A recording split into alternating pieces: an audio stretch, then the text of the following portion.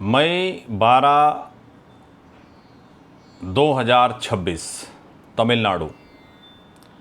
सी Joseph विजय शपथ ले रहे हैं नए चीफ मिनिस्टर की और अगले दिन उनका पहला ऑफिशियल अपॉइंटमेंट हुआ। कोई आईएएस अफसर नहीं, कोई सीनियर ब्यूरोक्रेट नहीं, कोई पॉलिटिकल एनालिस्ट नहीं। उन्होंने अपने पर्सनल एस्ट्रोलॉजर राधन पंडित को officer on special duty politically appoint किया एक इलेक्टेड डेमोक्रेटिक गवर्नमेंट में 2026 में। मीडिया ने कहा अंधविश्वास, अपोजिशन ने कहा शर्म आनी चाहिए, ट्विटर ट्रेंड हो रहा है। लेकिन एक सवाल किसी ने नहीं पूछा, इसमें एक्चुअली नया क्या है। चलिए एक और हेडलाइन आपको दिखाते हैं, बल्कि बताते हैं। ये 2026 की नहीं है, 1558 की है। बात है इंग्लैंड की। क्वीन एलिजाबेथ फर्स्ट ने अपने कॉरोनेशन की डेट एक एस्ट्रोलॉजर से कैलकुलेट कराई। उस एस्ट्रोलॉजर का नाम था जॉन डी, मैथमेटिशियन, साइंटिस्ट और इंग्लैंड का सबसे ट्रस्टेड रॉयल एडवाइजर। एक और Washington DC, 1981 US president Ronald Reagan की वाइफ नैन्सी ने व्हाइट हाउस के सभी major schedules, press conference, air force one की टाइमिंग, प्रेसिडेंशियल डिबेट्स एक एस्ट्रोलॉजर जॉन क्विग्लेस के माध्यम से कैलकुलेट और फिक्स करवाई। नई दिल्ली, इंडिया की prime minister Mrs Indira Gandhi election timing, security decision, administrative appointment सब के लिए अलग अलग एस्ट्रोलॉजर से कंसल्ट करती थी। हर देश, हर सदी में, हर पॉलिटिकल सिस्टम में पावर और एस्ट्रोलॉजी का रिश्ता कभी नहीं टूटा। हरिओम, मैं हूं दिवाकर कुमार वशिष्ठ श्री वैदिक से, और आज हम लोग बात करेंगे एस्ट्रोलॉजी के उस सीक्रेट हिस्ट्री की, और हम ये भी जानेंगे वो कौन से सीक्रेट 6 टूल हैं जो राजाओं के पास होते थे और वो क्यों होते थे, राजा क्यों उसका यूज़ करते थे, राज ज्योतिषी को पूरा प्रोटेक्शन क्यों दिया जाता था, क्यों उन्हें अपॉइंट किया जाता था, और ऐसे कौन से राज हैं जो कि राजा नहीं चाहता था कि आम जनता तक पहुँचें, और शायद आज भी वो राज, वो सीक्रेट ही रह गए हैं। ये ग्लोबल प्रूफ है कि ये नॉलेज सिर्फ इंडिया की नहीं थी, ग्लोबली भी ये सीक्रेट रही है, जो कि कुछ घरानों तक सीमित रही।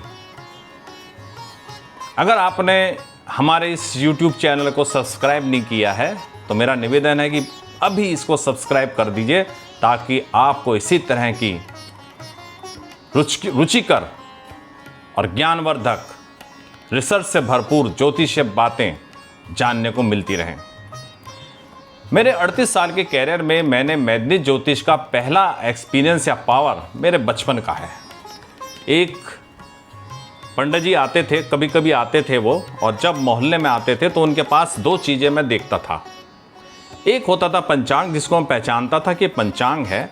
एक और वो अपने पास में एक गत्ते के ऊपर कोई चक्र बना के रखते थे, उसमें 3-4 चक्र लगे हुए थे, एक पिन लगी हुई थी। वो कुंडली देखते थे, पंचांग देखते थे, उसके बाद में उन 3-4 चक्रों को एडजस्ट करते थे। समझ में नहीं आता था पंडित जी इससे क्या करते हैं, लेकिन उनकी भविष्यवाणी बड़ी सटीक होती थी।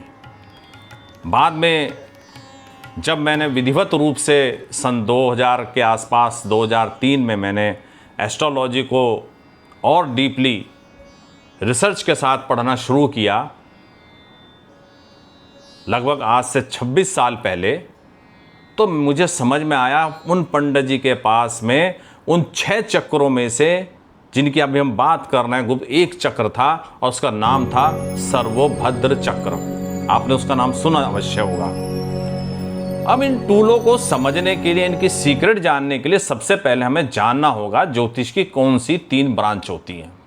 वैसे तो आप जानते होंगे, लेकिन फिर भी जो लोग नए हैं, बिगनर्स हैं, उनके लिए मैं बता देता हूँ। एक होता है गणित ज्योतिष, जिसमें कैलकुलेशन पार्ट होती है, एस्ट्रोनॉमी होती है, मैथमेटिक्स होता है, जो कि आज की तारीख में पूरा का पूरा हम लोग सॉफ्टवेयर से करते हैं। पहले समय में ज्योतिष जो होते थे ज्योतिषी, वो हाथ से गणना करते थे। दूसरा होता है होरा ज्योतिष, इसको बोलते हैं पर्सनल एस्ट्रोलॉजी, जो कि हमारे बर्थ चार्ट से रिलेटेड होती है, जिसमें व्यक्तिगत भविष्यवाणी किसी भी पर्सन के बारे में, उसके परिवार के सदस्यों के बारे में की जाती है, जिसके बारे में ज़्यादातर आप इच्छुक रहते हो। तीसरी और की विधा है जिसको बोलते हैं मेदिनी ज्योतिष। ये होता है पूरे राज्य का ज्योतिष। जब हम पॉलिटिक्स की बात करते हैं तब इस ज्योतिष का यूज़ करते हैं, जब महामारी की बात करते हैं तब भी इसका यूज़ करते हैं, अर्थक्वेक के बारे में जानना हो तो हम एक कलेक्टिव डेस्टिनी जब हमें देखनी होती है तो हम मेदिनी ज्योतिष का प्रयोग करते हैं। राजाओं को अपनी पर्सनल कुंडली से ज़्यादा अपने राज्य की कुंडली देखनी होती थी। मेदिनी को का संस्कृत में अर्थ होता है पृथ्वी, और मेदिनी ज्योतिष हुआ धरती की एस्ट्रोलॉजी। स्काई को पृथ्वी के साथ कलेक्टिव फेट में जोड़ने की साइंस।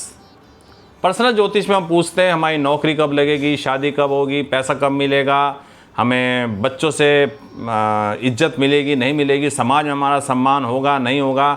लेकिन मेदिनी ज्योतिष में जो किंग होते हैं, राजा होते हैं, पूछते थे अकाल तो नहीं पड़ेगा, दुश्मन अटैक तो नहीं करेगा, अटैक करेगा तो कौन सी डायरेक्शन से करेगा, किस महीने में करेगा, राज्याभिषेक के लिए कौन सा मेरा पावरफुल मोमेंट है, टाइम है, जनता का मूड इस समय कैसा है, कहीं कोई देशद्रोह या विद्रोह की संभावना तो नहीं हो रही है। ये एक पर्सनल डेस्टिनी नहीं था, कलेक्टिव डेस्टिनी था, स्टेट लेवल का इंटेलिजेंस टूल जिसको आकाश के माध्यम से पढ़ा जाता था। इसका फाउंडेशन डाला था वारामहिर ने। व्रत संहिता जो एक किताब है, 105 चैप्टर हैं, 6000 श्लोक हैं, 6ठी सेंचुरी में उज्जैन में लिखी गई। ये किताब पूरा राजा का कंप्लीट गवर्निंग मैनुअल था। जैसे आज की गवर्नमेंट भी ये सब चीज़ें देखती है, उसके पास वेदर का डैशबोर्ड है, इकोनॉमिकल इंटेलिजेंस है, वार रूम का एनालिसिस होता है, इलेक्शन की मॉनिटरिंग होती है, नेशनल सिक्योरिटी का असेसमेंट होता है। पुराने समय में टेक्निक्स इतनी नहीं थी। मेदिनी ज्योतिष से एक कॉस्मिक इंटेलिजेंस सिस्टम था जिसके माध्यम से एक सोफिस्टिकेटेड स्टेट लेवल का डिसीजन सपोर्ट बनता था। इस सिस्टम में 6 चक्र का प्रयोग होता था, स्पेशलाइज एनालिटिकल टूल। इन 6 चक्रों का रहस्य क्या है, आइए इसको एक एक करके खोलते हैं। सबसे पहला एक चक्र होता था जिसको बोलते थे कूर्म चक्र। कूर्म माने कछुआ, विष्णु का अवतार कछुआ, जिन्होंने पृथ्वी को अपनी पीठ पर धारण किया, स्टेबिलिटी का सिंबल, पृथ्वी का सिंबल। कूर्म चक्र में कछुए की बॉडी को एक ज्योग्राफिकल मैप की तरह से देखा जाता था।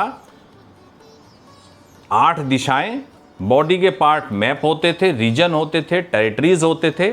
27 नक्षत्रों को एक स्पेसिफिक रीजन के ऊपर जोड़ा जाता है।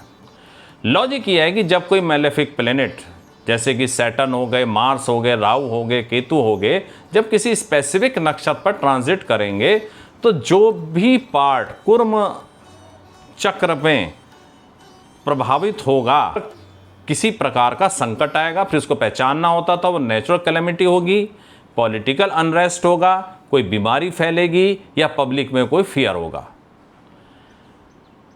तो ये एक पुराना सिस्टम था मेदिनी एस्ट्रोलॉजी का, जो नक्षत्र और डायरेक्शन को मैप करता था। सीक्रेट रखने का इसका एक कारण ये भी था कि ये सूचनाएं काफ़ी संवेदनशील होती थी, जिन्हें आज की तारीख में कहते हैं क्लासिफाइड।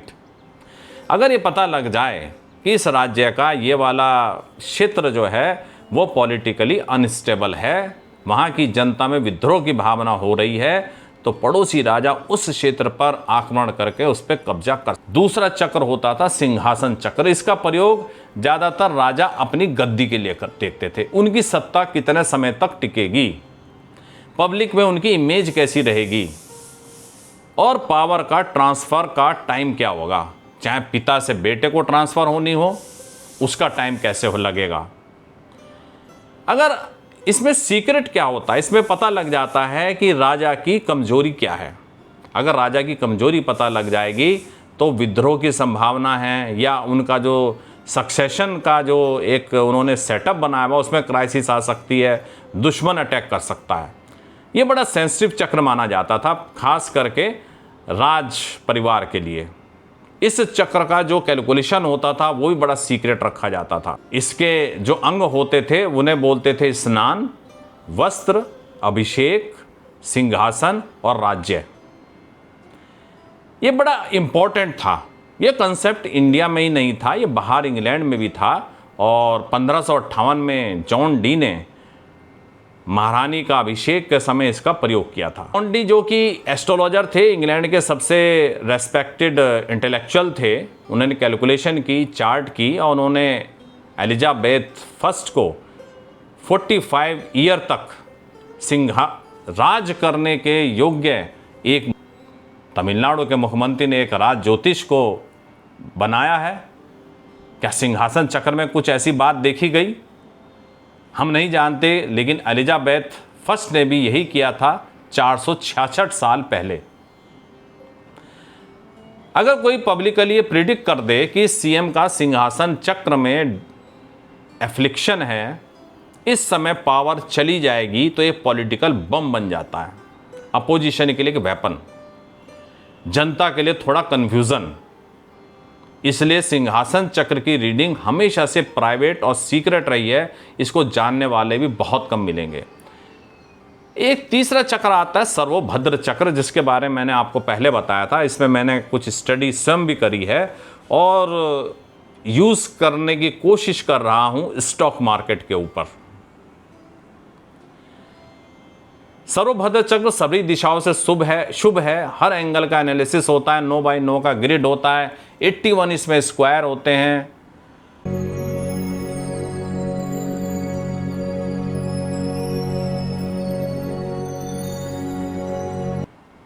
27 नक्षत्र की जगह है, इसमें 12 राशियों की जगह है, जो हमारे 7 वार होते हैं उनकी भी जगह है, 15 तिथियों की भी जगह है और कुछ जो हमारे अक्षर हैं वो भी अल्फ़ाबेट भी इसके अंदर है।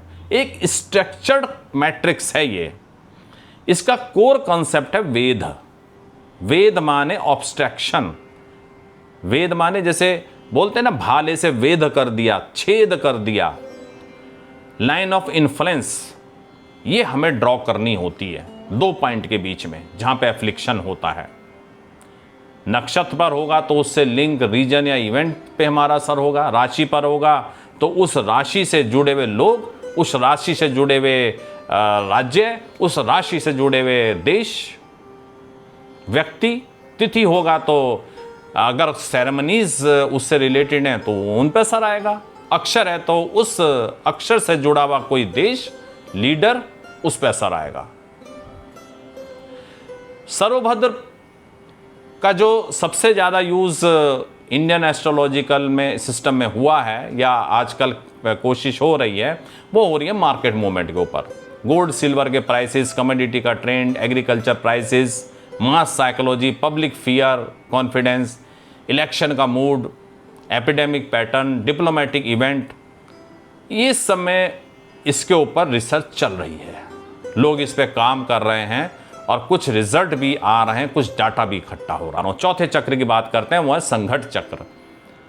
इसमें ये देखा जाता है जब कहीं लड़ाई चल रही होती है, वार की टाइमिंग क्या होगी, डिप्लोमेटिक ब्रेकडाउन होंगे या वायलेंट कॉन्फ्लिक्ट होगा, मास स्ट्राइक्स होगी, वहां पर इसका यूज होता है। संघट का मतलब है इंपैक्ट, टकराव। ये वार रूम का टूल था। मार्स को इसमें, सैटर्न को, राहु को इसमें विशेष तौर से प्रयोग में लाया जाता है। मार्स एग्रेशन का प्लेनेट है, फिजिकल फोर्स है। सैटर्न साइकोलॉजिकल प्रेशर, सफरिंग और ब्लॉकेड। राहु जो है सडन इरेगुलर इवेंट। इन तीनों को लॉजिकली हमें इसके अंदर, 5वां चक्र है छत्र चक्र। यह भी राजा से संबंधित है। राजा के ऊपर एक छत्र होता है जो कि दूर से विजिबल होता है। ये चक्र पड़ता है स्टेट का प्रोटेक्शन कैपेसिटी, पब्लिक का सिक्योरिटी फीलिंग क्या है, आर्मी का डिफेंस स्ट्रेंथ क्या है, नेचुरल डिजास्टर का रेजिडेंस क्या है। राजा किसी क्राइसिस में तो नहीं आएगा। अगर ये चक्र वीक हो तो शक्ति होते भी जनता अनसेफ फील करती है। बॉर्डर्स में एंग्जाइटी रहेगी, लॉ एंड ऑर्डर कोलैप्स कर जाए। छठा चक्र है ध्वज चक्र। जैसे किसी देश का झंडा होता है, इसी तरह से राष्ट्र की जो प्रेस्टीज है, मिलिट्री की जो विजय है या पराजय है, इंटरनेशनल रेपुटेशन है, आर्मी का मोराल है, वो सब ध्वज चक्र से देखा जाता है। तो नेशनल की जो आइडेंटिटी है, प्राइड है, मोराल है, ध्वज चक्र से पढ़िए। इंटरनेशनल प्रेस्टीज को भी इसी से देखा जाता है। विक्ट्री के बाद ध्वज लहराया जाता है। अब वो मोमेंट है जिसका हम लोग इंतजार कर रहे थे। हमने देखा कि राजा लोगों ने मेदिनी ज्योतिष का कैसे यूज़ किया, क्वीन एलिजाबेथ फर्स्ट ने किया, तमिलनाडु के सीएम ने किया। लेकिन कहानी यहीं नहीं रुकती, ये स्टोरी हर देश में है, हर सेंचुरी में है, और ये प्रूफ है कि पावर और एस्ट्रोलॉजी का एक रिश्ता यूनिवर्सल ह्यूमन पैटर्न है। सोचिए इन सब के बाद क्या तमिलनाडु में जो 2026 में हो रहा है वो उस पर किसी को आश्चर्य करने की आवश्यकता है? नहीं, ये एक 3500 साल पुरानी परंपरा है, एक ग्लोबल ह्यूमन पैटर्न है, लेटेस्ट डाटा पॉइंट है। इसलिए नॉलेज क्योंकि सीक्रेट रही, हमें थोड़ा सा आश्चर्य हो रहा है। इसके 5 रीज़न हैं इन चीज़ों को सीक्रेट रखने के। एक तो सत्ता, युद्ध, जनता का भय और सिंहासन की पावर। जिस ज्ञान से राजा, युद्ध, राज्य, जनमानस का मन पड़ता था, वो ज्ञान कभी पूरी तरह से सार्वजनिक नहीं हो सकता, क्लासिफाइड रहेगा, चाहे अमेरिका हो, फ्रांस हो, इंडिया हो। ये 6 चक्र जो हैं म्यूज़ियम के पीस नहीं हैं, ये मॉडर्न एप्लीकेशन है। और आज आवश्यकता है कि हम इस पे कूर्म चक्र पे, सिंहासन चक्र पे, सरोभद्र चक्र पे, संकट चक्र पे, छत्र चक्र पे, ध्वज चक्र के ऊपर रिसर्च करें। कहा तो ये जाता है कि इस तरह के 84 चक्र हैं, और उन 84 चक्रों को अलग अलग प्रकार से यूज़ करने की विद्या उज्जैन के कुछ घरानों में, काशी के कुछ घरानों में अभी भी छिपी हुई है, कुछ ग्रंथों में रुकी हुई है। हो सकता है टाइम फ्रेम के साथ ये फिर हमारे सामने आ जाए। मेदिनी ज्योतिष में अंधविश्वास और साइंस दोनों का एक्सट्रीम पे नहीं रखना चाहिए। आज हमें पास समय है, हमारे पास में टेक्नोलॉजी है, हम लोग के पास में कैलकुलेटिव पार्ट कम है, लेकिन हम डाटा बहुत अच्छा इकट्ठा कर सकते हैं। मैं डाटा साइंस के ऊपर काम करके, जैसे हम लोग कर रहे हैं स्टॉक मार्केट के ऊपर, एक पैटर्न ढूंढने की कोशिश कर रहे हैं कि आज रिवाइवल का एक रास्ता है। एक इंजीनियर चाहिए हमें जो संस्कृत भी जानता हो, डाटा साइंटिस्ट भी हो, ज्योतिष भी हो, इसका कम्बिनेशन बनाने का समय है।